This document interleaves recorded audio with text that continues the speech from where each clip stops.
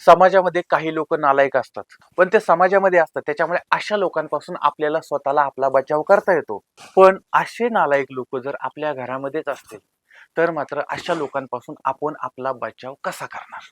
अरुमुगम नावाची एक मध्यमवयीन व्यक्ती आहे आणि ती व्यक्ती जी आहे ती एका स्थानिक मेडिकल आहे, त्या भागातलं मेडिकल आहे, त्या मेडिकलमध्ये काम करते आहे. आणि त्या अरुमुगम बरोबर ती त्याची पत्नी आहे, त्या पत्नीचं नाव आहे ज्योती आणि यांना 2 मुली आहेत आणि 2 मुलं आहेत. म्हणजे साधारण हे 4 जण आणि ते 2 जण, अर्धा डझन असा हा परिवार आहे. आणि सगळं काय, आता 4 मुलं झाली म्हणजे सगळं सुखी आनंदाने समाधानी सगळं चाललेलं होतं. आता तारीख होती 7 जानेवारी 2026. नेहमीप्रमाणे पती जो आहे तो कामावरती गेलेला होता. त्यानंतर त्याची यायची वेळ झाली तरी तो माघारी आलेला नव्हता आणि रात्री उशिरा झालं तरी तो आलेला नाही. त्याच्यानंतर मग त्या पत्नीनं, त्या मुलांनी, सगळ्यांनी शोधलं, शेजारी नातेवाईक इकडं तिकडं सगळीकडे बघितलं, पण तो काय नवरा माघारी आला नाही. मग कामाच्या ठिकाणी चौकशी केली, तिथंही तो नाही. तिथून तो तिथं पोहोचलेलाच नव्हता, म्हणजे तो कामावरती सुद्धा गेलेला नव्हता, तो घरी पण आलेला नाही. अचानक गायब पुढे झाला. संपर्क करण्याचा प्रयत्न केला, संपर्क होत नव्हता. त्याच्यानंतर मग ती पत्नी जी आहे ज्योती, तिनं 9 जानेवारीला धर्मपुरी शहर पोलीस ठाणं आहे, त्या पोलीस ठाण्यामध्ये जाऊन आपले पतिदेव बेपत्ता झालेत अशा पद्धतीची तक्रार नोंदवलेली आहे. त्यानंतर पोलिसांनी सुरुवात केली. 9 तारखेला तक्रार नोंदवली, 10 तारीख गेली, शोध चाललेला आहे. 11 तारीख आणि 11 तारखेला पोलिसांना अशी माहिती मिळाली की मथिगोना पलयम नावाचा भाग आहे, त्याच्याजवळ थुतरायन नावाचं तलाव आहे. आता आपल्याकडे थुतरायन म्हणजे असं काहीतरी असं चिथू केल्यासारखे, पण आता तिकडे जे नाव आहे त्याला आपण तरी काय करणार. तर अशा पद्धतीनं तो एक तलाव आहे. आता तर त्या तलावामध्ये एक बॉडी तरंगत होती, एक बॉडी पडलेली त्या बाजूला पडलेली होती आणि धर्मपुरी टाउन पोलिसांचं पथक मग त्या ठिकाणी पोहोचलं. त्यांनी ती बॉडी बाहेर काढली आणि मग चौकशीला सुरुवात झाली. मग ते पंचनामा वगैरे झाला आणि मग ही बॉडी कोणाची आहे, कोण आहे, बेपत्ता कोण झालंय का, तर हे सगळी माहिती काढायला सुरुवात केली. आणि त्यावेळेस मग 2 दिवसापूर्वी जी तक्रार दाखल केली होती अरुमुगम, त्याचे आणि हे मृतदेह यांचं वर्णन जुळत होतं आणि त्यामुळे मग ती बॉडी जी आहे ती अरुमुगमची आहे असं घरी कळवण्यात आलं. नंतर मग ती बायको आली, मुलं आली, रडारडी झाली आणि बॉडी वगैरे नंतर ती पोस्टमॉर्टमला वगैरे पाठवलेली आहे. आता हा जो अरुमुगम आहे त्याच्या डोक्यावरती खोलवर जखमा होत्या आणि त्याची अगोदर हत्या करण्यात आली होती आणि त्याच्यानंतर त्याची बॉडी त्या ठिकाणी टाकण्यात आलेली होती. आता अगोदर तो गायब होता आणि आता हत्येचा गुन्हा दाखल झाला. त्यानंतर तपासाला एक वेगळा अँगल सुरू झाला, चौकशी सुरू झाली आणि हे सगळं चाललेलं असताना पोलिसांनी मग घरातल्या लोकांची चौकशी करायला सुरुवात केली. पत्नीला विचारलं, मुलांना विचारलं, मुलीला विचारलं आणि शेजाऱ्या पाजाऱ्यांना विचारलं. आता बऱ्याच वेळा आपल्या घरातली माहिती आपल्याला कमी आणि शेजाऱ्या पाजाऱ्यांना जास्त असतं. किंवा तुम्ही जर टावरमध्ये असाल ना, तर तुमच्या घरात काय लफडे चालतात ही गोष्ट तुम्हालाही कळणार नाही, तुमच्या शेजाऱ्यांनाही कळणार नाही, पण तुमचा जो वॉचमन असतो त्याला मात्र सगळं माहित असतं, कुणाचं काय, कुणाचं कुठं, कुणाचं कशा कशा काय काय काय असं सगळं. तर आता हे पोलिसांना माहिती की कोणाकडून काय काय माहिती घ्यायची. आता त्यांनी शेजाऱ्या पाजाऱ्यांकडून, ह्यांच्याकडून, त्यांच्याकडून माहिती मिळवली. त्यावेळेस अशी माहिती कळली की ही जी बाई आहे त्या बाईची वागणूक ठीक नाही.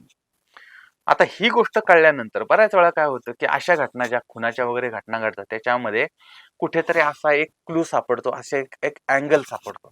त्या पद्धतीने पोलिसांना ते मिळालं आणि मग पोलिसांनी मग तिचं म्हणजे जे काय माहिती आहे ती माहिती काढायला सुरुवात केली आणि ह्याच्यामधून मग ती कोणाबरोबर ती जास्त जवळीकीची आहे, तर त्यावेळेस एक नाव समोर आलं.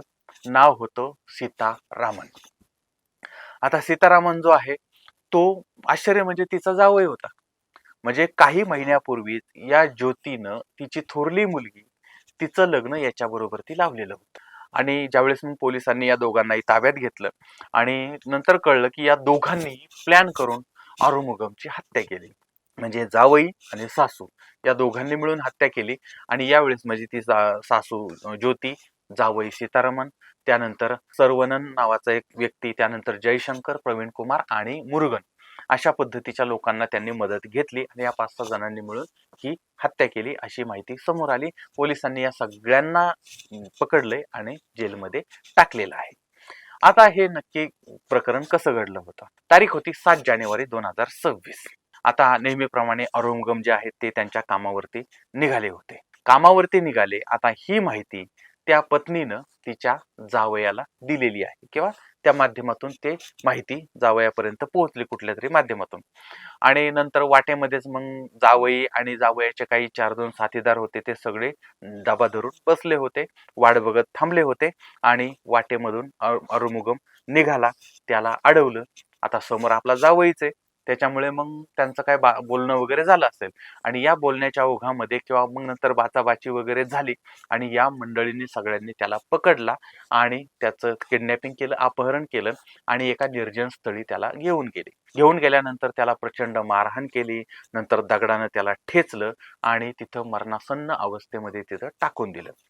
आता ते बेशुद्ध पडलेत आणि त्यानंतर मग तिथं टाकून दिलेलं आहे आणि त्यांना असं वाटलं की ते मृतदेह झालाय त्यांचे म्हणजे आता ते संपलेत, अशा पद्धतीने ते टाकलं आणि निघून गेलं. पण या सगळ्यामध्ये ह्यांना असं भासवायचं होतं की तो ऍक्सिडेंट आहे आणि म्हणून मग ते तलावामध्ये टाकलं की जेणेकरून ते बुडतील आणि आपोआप मरतील आणि पोलिसांना असं वाटेल की बाबा ह्यांचा बुडून मृत्यू झाला. आता एवढं यांना मारलंय, ठेचलंय, पण यांना वाटलं की बुडून मृत्यू झालाय असं दाखवावं आणि म्हणून त्यांनी ती बॉडी टाकली आणि नंतर 2-3 दिवसामध्येच ती बॉडी कोणीतरी बघितली, नंतर पोलिसांना कळवलं, तपास झाला, मारेकरी सापडले, जावई आणि सासून हा गेम केला होता, ही सुद्धा गोष्ट समोर आली होती.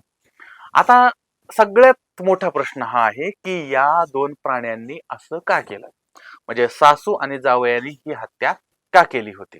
तर याच्यामध्ये धक्कादायक बाब समोर आली होती, ती म्हणजे सासू आणि जावई यांच्यामध्ये अत्यंत जवळचे अनैतिक संबंध होते.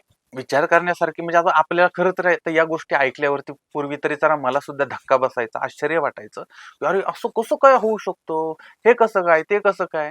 पण आता वाटतं की काहीही या जगामध्ये होऊ शकतं. इतके आता जवळजवळ सगळ्या जर बघितल्या तर मी 3000च्या वर अशा क्राईमच्या स्टोरी सांगितल्यात. त्यामुळे आता काही असं वाटत नाही की धक्कादायक वगैरे वगैरे, पण शब्द येतो अरे धक्कादायक बाब समोर आली वगैरे.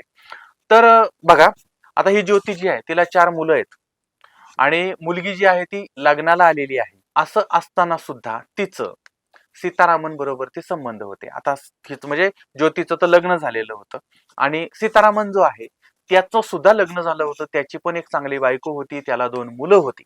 असं असताना सुद्धा या दोघांच्या मधलं अफेअर चाललेलं होतं. आणि आता काय होतं, ज्यांना शेण खायची सवय लागलेली आहे त्यांना घरात कितीही चांगल्या गोष्टी असल्या, कितीही पंचपक्वान्न असले, गोड लागत नाही. त्यांना ते बाहेरचं शेणच आवडत राहतं आणि अशा पद्धतीने आता ह्यांना काय आपण करणार सांगणार. पण ह्या लोकांना दिसतं की बाबा आपण करतोय ते चुकीचं आहे, आपण वागतोय ते चुकीचं आहे. आता ही जी ज्योती आहे तिचा पती आहे, मुलं आहेत आणि तो जो आहे त्याची पत्नी आहे, त्यानंतर हे सगळं आहे, पण तरी सुद्धा यांचं हे सगळं चाललेलं होतं. आता ही बाब त्या ज्योतीच्या घरच्या म्हणजे त्या ज्योतीच्या घरी कळली नाही, नवऱ्याला किंवा मुलांना कळत नव्हती, सगळं गपचूप गपचूप तिचं चाललं होतं. पण सीतारामन जो आहे त्याच्या बायकोला ही गोष्ट कळली की आपला नवरा अशा पद्धतीनं 4 मुलांच्या आई बरोबर ती अशा पद्धतीनं करतो आहे. आता हे कळल्यानंतर मग त्या पत्नीनं पतीला समजावले की बाबा तू असं वागू नको, आपली 2 मुलं आहेत, तिची 4 पोरं आहेत, वाटोळ होईल, बरबाद होईल, असं होईल तसं होईल. पण हे काय ऐकायला तयार नाही. त्यानंतर मग यानं त्या बायको बरोबर ती भांडण केलं, नंतर मग ती बायको घरातनं बाहेर गेली, मुलांना घेतलं आणि ती नवऱ्याला सोडून गेली. नवऱ्याला सोडून गेल्यानंतर हा एकटा सोंड्या राहिला. सोंड्या राहिल्यानंतर मग आता मग तो तिच्या त्या ज्योती बरोबर तिचे जास्त जवळचे संबंध निर्माण झाले. आता अवस्था अशी झाली की हळूहळू आता त्याला जास्त तिला भेटायचं होतं. काय करायचं, सारखं भेटायचं.